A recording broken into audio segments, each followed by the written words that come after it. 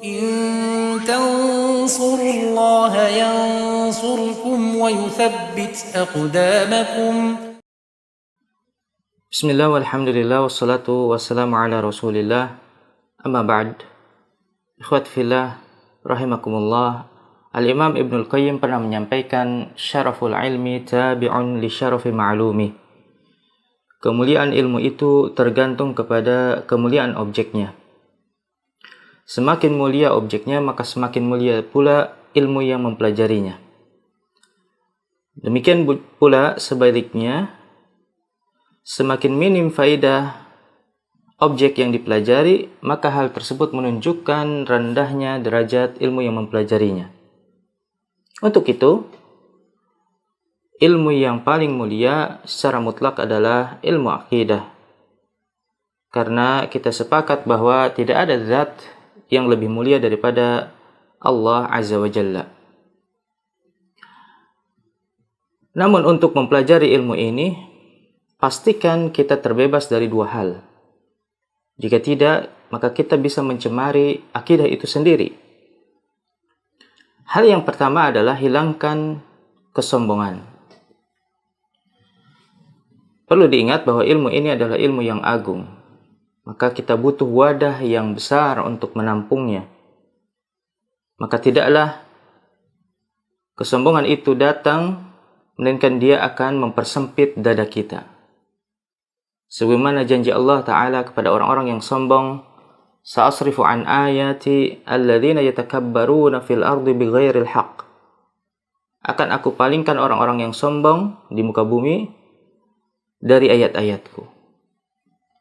Demikian juga Syekhul Islam Ibn Taimiyah pernah menyampaikan, inna afatal ilmi al-kibr. Sesungguhnya hama ilmu itu adalah kesombongan. Maka cukuplah bagi kita Fir'aun sebagai pelajaran di mana akidah yang benar tidak pernah masuk ke dalam dadanya karena kesombongan yang dimilikinya. Hal yang kedua yang harus kita hindari adalah jangan pernah gunakan akal kita yang lemah ini untuk memikirkan hal di luar batas kemampuannya.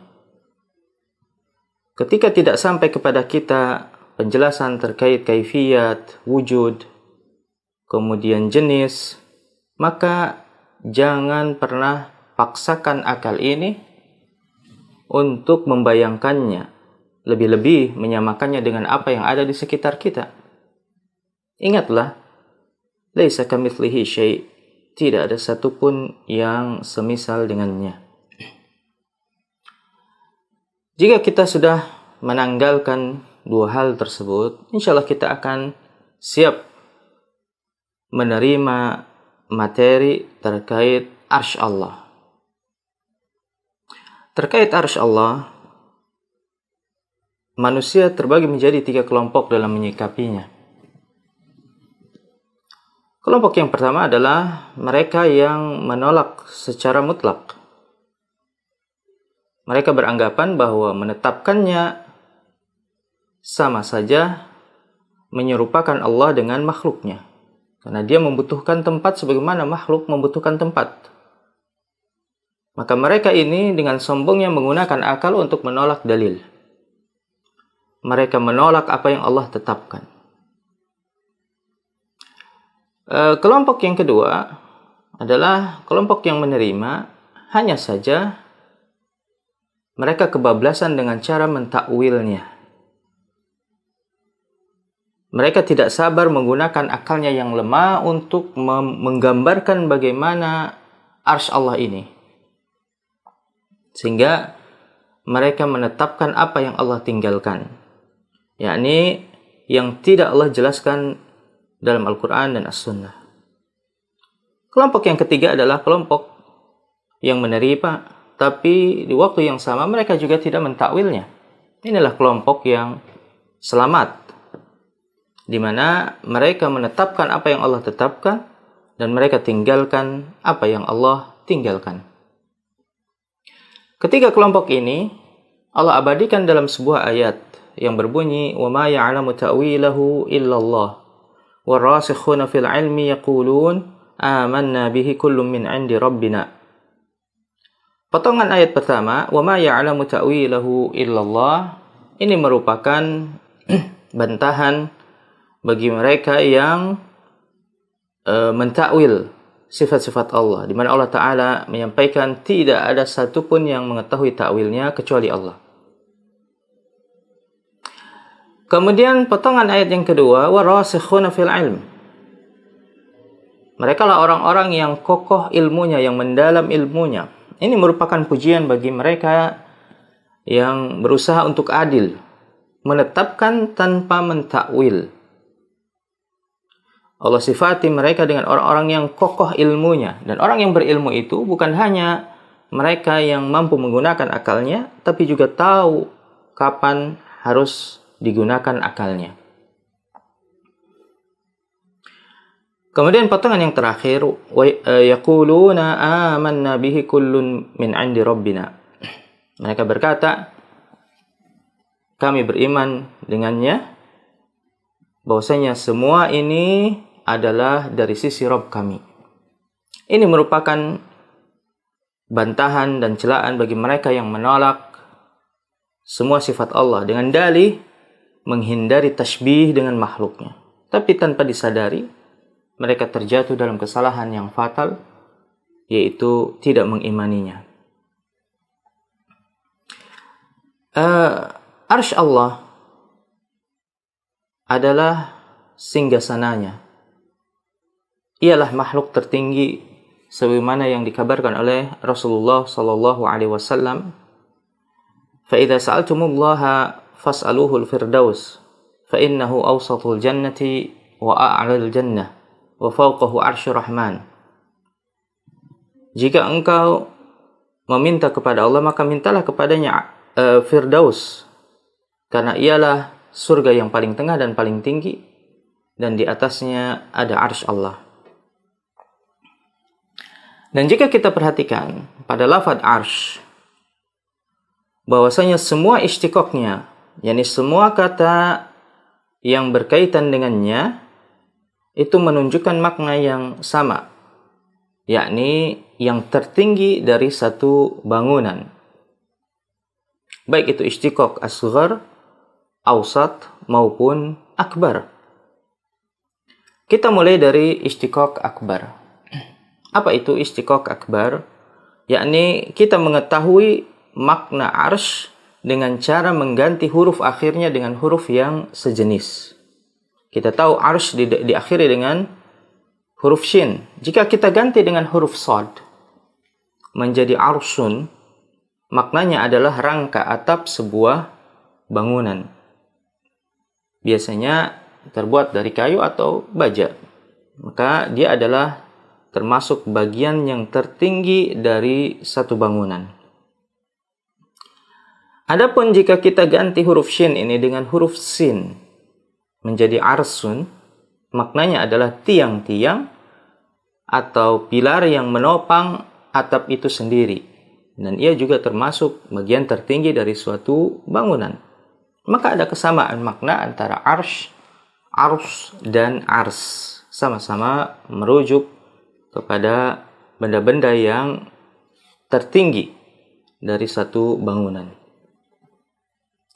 Kita beralih kepada istiqaq awsat. Apa itu? Istiqaq awsat, padanya tidak ada huruf yang diganti, tapi urutan hurufnya kita acak, dan akan kita dapati makna-makna yang semisal. Kita ambil contoh, arsyun, kita ubah urutannya menjadi ashrun, yaitu 10. Angka 10 merupakan angka satuan tertinggi dalam bahasa Arab. Karena angka setelahnya, setelah ashrun, itu merupakan kombinasi antara angka 10 dengan angka yang lainnya, atau kelipatannya. Kemudian dari arsyun, kita punya syar'un. Syar'un artinya undang-undang atau hukum, yang mana ia adalah bagian tertinggi dari satu sistem yang harus dijunjung tinggi oleh penganutnya. Ada lagi dari kata arsyun kita punya sya'run. Sya'run artinya rambut. yang mana ia adalah bagian tertinggi dari tubuh kita. Ini semua bukanlah satu hal kebetulan atau cocokologi, melainkan metode yang diwariskan oleh para ulama untuk mengetahui makna satu lafaz dengan akurat, yaitu dengan ishtiqaq. Yang terakhir, ishtiqaq asghar. Dalam ishtiqaq asghar, tidak ada huruf yang diganti, urutannya pula tidak diubah. Jadi tetap didahului oleh ain, kemudian diikuti oleh ra, dan diakhiri oleh shin. Kita lihat fi'il dari arsh, yaitu arasha ya'rishu, yang artinya bana binaan murtafi'an, mendirikan bangunan yang tinggi. Kata ini atau fi'il ini banyak muncul dalam Al-Quran, diantaranya dalam ayat وَدَمَّرْنَا مَا كَانَ يَصْنَعُ فِرْعَوْنُ وَقَوْمُهُ وَمَا كَانُوا يَعْرِشُونَ. Dan kami hancurkan apa yang telah dibuat oleh Fir'aun dan kaumnya, dan apa-apa yang telah mereka tinggikan dalam bentuk bangunan. Ya'rishun artinya yang mereka tinggikan. Kemudian juga Allah Ta'ala memerintahkan lebah untuk membuat sarang di tempat-tempat yang tinggi. Ittakhidhi minal jibali buyutan wa minas syajari wa mimma ya'rishun. Buatlah rumah atau buatlah sarang di atas gunung, di atas pohon, atau di atas rumah-rumah yang mereka tinggikan. Kemudian isim maf'ul dari arsh adalah ma'rushat, yang artinya atap, kebun-kebun yang beratap. Hal ini sebagaimana firman Allah Ta'ala, wa huwa alladhi ansha'a jannatin ma'rushatin wa ghairu ma'rushat. Dialah yang telah menumbuhkan kebun-kebun yang beratap, yaitu untuk tanaman yang merambat seperti tanaman anggur, dan kebun yang tidak beratap, ya, seperti kebun kurma. Maka ma'rusyat juga menunjukkan satu hal yang tinggi, yaitu atap sebuah kebun. Dan singgasana dalam Al-Quran selalu disebut dengan arsh. Ini ada dalam banyak ayat. Di antaranya dalam surat Yusuf, wa rafa'a abawayhi 'alal arsh, dan Nabi Yusuf menaikkan kedua orang tuanya ke atas arsh, yaitu ke atas singgasana. Dan singgasana Ratu Bilqis juga disebut dengan arsh. Falamma ja'at qila ahakadha arshuki. Ketika Ratu Bilqis sampai kepada istana Nabi Sulaiman, ditanyakan, ahakadha arshuki, apakah seperti ini arshmu, yakni singgasanamu. Jika makhluk saja diperbolehkan untuk memiliki singgasana sebagai simbol keagungannya, dan singgasana ini tidaklah mengurangi sedikit pun kemuliaannya, karena ia membutuhkan benda, tidak. Tapi justru mengangkat derajatnya. Maka mengapa Allah Ta'ala tidak diperbolehkan memiliki arsh, yaitu singgasana, yang mana kita sepakat bahwa dialah zat yang paling mulia, dan arsh Allah ini sedikit pun tidak mengurangi kemuliaannya. Setelah kita mengetahui makna arsh, maka dengan mudah kita bisa memahami makna istiwa, yang mana artinya adalah mustaqirrun alaih, berada di atasnya.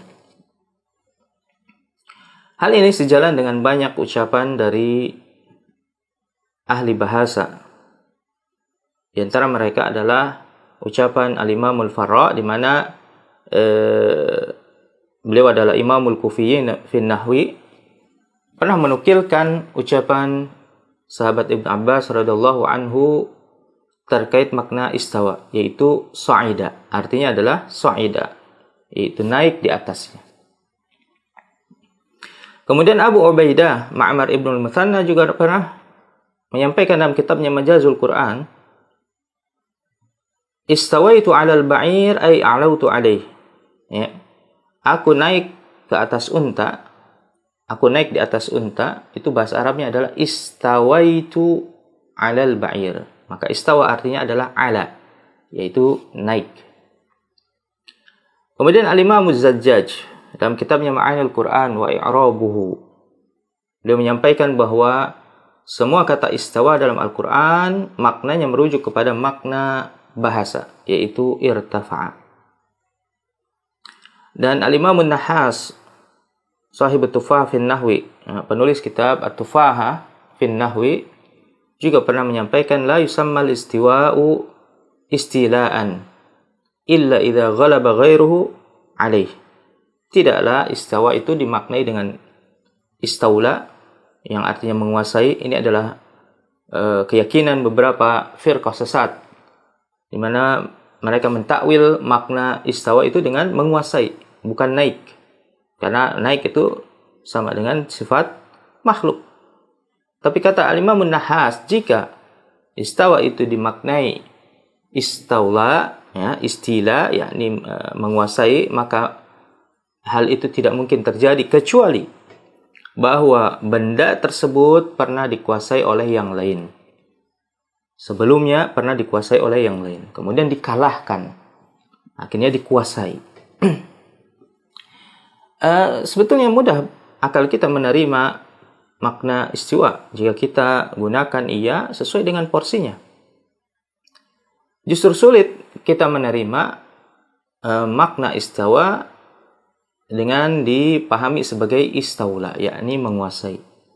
Apakah maksudnya adalah Allah menguasai arsy, makhluk tertinggi, dan tidak menguasai apa yang ada di bawahnya? Tentu mustahil.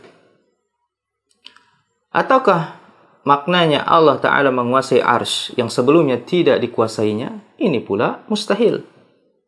Untuk itu, semoga kita terhindar dari paham-paham yang menyimpang semisal ini.